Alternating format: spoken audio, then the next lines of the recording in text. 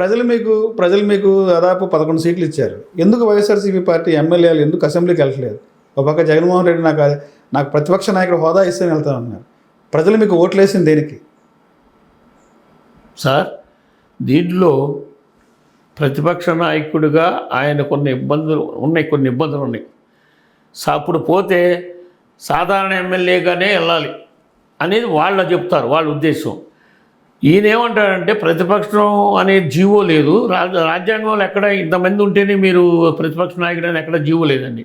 ప్రతిపక్ష నాయకుడు ఆయన ముఖ్యమంత్రి చేసిన ఇదే జగన్మోహన్ రెడ్డి గత 1924 టైంలో నీకున్న 23 నలుగురు తీసేస్తే నీకు ప్రతిపక్ష హోదా ఉండదు అని చెప్పారు జగన్. మాట్లాడాడు అసెంబ్లీలోనే కాదు, బయట కూడా మాట్లాడాడు, అసెంబ్లీలో కూడా మాట్లాడవచ్చు.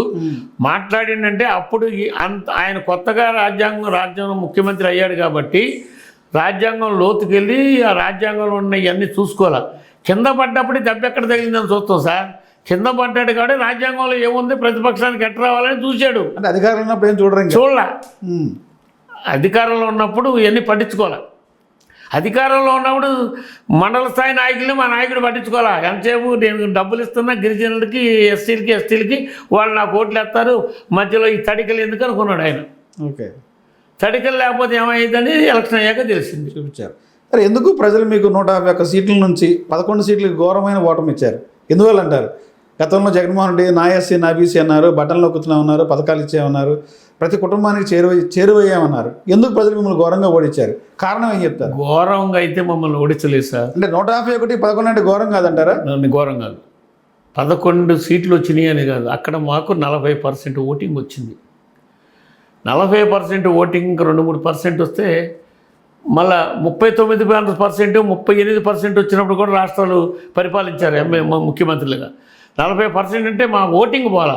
మేము దెబ్బతిన్నది ఎక్కడంటే మా జగన్మోహన్ రెడ్డి ఇంటెలిజెంట్ లోపం వలన లాస్ట్ మూమెంట్లో మాదుగుల్ని మందాకృష్ణ మాదిగ మెయింటైన్ చేయడం వల్ల 2% తప్పేసింది. మా గ్రామాల్లో నేను ఇక్కడ నుంచి జగ్గైపేట వరకు చూస్తాను సార్. ఈ గ్రామాల్లో చదువుకున్న మాదిగ కులస్తుడు ప్రతివారు ఆ 2 రోజుల్లో అర్జున వాళ్ళకు వచ్చి మీరు ఈసారి మనకైతే మీ పిల్లల భవిష్యత్తు ఉంటుంది, లేకపోతే ఉన్నది ఏబీసీ వర్గీకరణ కాదు, ఓటు చంద్రబాబుకి వేయండి అని చెప్పడంతో 2% ఓటింగ్ పోయింది సార్. వైసీపీ నుంచి పోయింది ఖచ్చితంగా. ఈడు జగన్మోహన్ రెడ్డి అంతా మాదుగులకి, మాలలకి, ఎస్టీలు అంటున్నారు. వేపనాళ్ళకి కుదరదుగా. మిగతా మనం అంటే ఏ కులంతో కలిసిపోతుంది సార్. వేపనాళ్ళు కొంచెం మడి బట్ట గిట్ట ఉంటుందిగా. వాళ్ళు మొత్తం బీజేపీకి వెళ్ళిపోయారు. బీజేపీ చంద్రబాబు నాయుడు కలుపుకోండు స్ట్రాంగ్ అయిపోయిండు. తర్వాత రఘురామకృష్ణరాజును కూడా జగన్మోహన్ రెడ్డి గారు అంతా చేస్తే బహిష్కరించాలి, ఏమంటే సస్పెండ్ చేయాలి. సస్పెండ్ చేయకుండా అట్లా ఉంచడం కూడా కరెక్ట్ కాదు. అదేంటంటే ఆ విధంగా లాస్ట్ వరకు రాజుల్లో ముద్ర పడిపోయింది. మనోడిని ఇటు చేస్తున్నాడు ఏంటి జగన్మోహన్ రెడ్డి అనేది ఒక ముద్ర పడిపోయి రాజులు కూడా ఆ విధంగా దూరం అయ్యారు మాకు. అట్లా కొన్ని కారణాలు ఉన్నాయి, లేవు అని మేము అంటలేదు. ఈ రకంగా చెప్తే రాష్ట్రంలో ఉన్నటువంటి వర్గాల్లో చాలా వరకు పార్టీకి దూరం అయ్యారు. వాళ్ళతో పాటు రెడ్లు దూరం అయ్యారు. రెడ్లు దూరం అవడంతో మరి ఇంత 11 పడిపోయినాం మేము. రెడ్లు దూరం కాకుండా ఉంటే బాగుండేది. జగన్మోహన్ రెడ్డి గారు ఊహించినట్టు ఎస్సీ, ఎస్టీ, బీసీలో వేసినా కొద్ది % పోయినా, మైనార్టీలు, ఎస్సీలు, మాదిగలు పోయారండి. మొన్న పోయారు. అంటే జగన్మోహన్ రెడ్డి గారు దృష్టికి వచ్చిందో లేదు కానీ నేను పల్లెటూరులో తిరిగేవాడిని, గ్రామాల్లో తిరిగేవాడిని. కానీ కనుక మాకున్న మా ప్రెసిడెంట్లు కూడా ఎస్సీ మాదిగ ప్రెసిడెంట్లు ఉంటారు కదా, మాలల ప్రెసిడెంట్ వదిలేయండి, మాదిగ ప్రెసిడెంట్లు ఉంటారు కదా, వాళ్ళ కొడుకులు వాళ్ళు ఉద్యోగాలు చేస్తే గ్రామాల్లో 2 రోజులు ముందుకు వచ్చి టకటక హైదరాబాద్ నుంచి ఎక్కడో అక్కడ దిగిపోయారు సార్. మందాకృష్ణ మాదిగ పంపించాడు. ఆయన గ్రౌండ్ నెట్వర్క్ ఉంది కదా, ఆయనతో పనిచేసిన వాళ్ళు అంతకుముందు 2 రాష్ట్రాలు కలిసి పనిచేసిన వాళ్ళు ఉన్నారు కదా, వాళ్ళంతా దిగిపోయారు.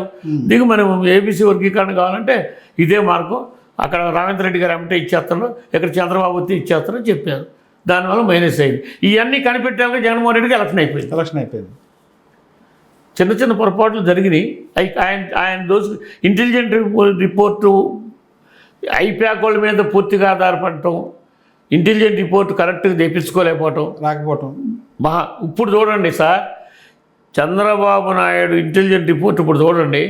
ఒక ఉద్యోగస్తుడితో వైఎస్ఆర్సీపీ నాయకుడు పోయి మాట్లాడితే ఏమంటే సాయంత్రం 4 గంటలకు ఆయన టేబుల్ మీద కాగితం ఉంటుంది, వచ్చేస్తుంది.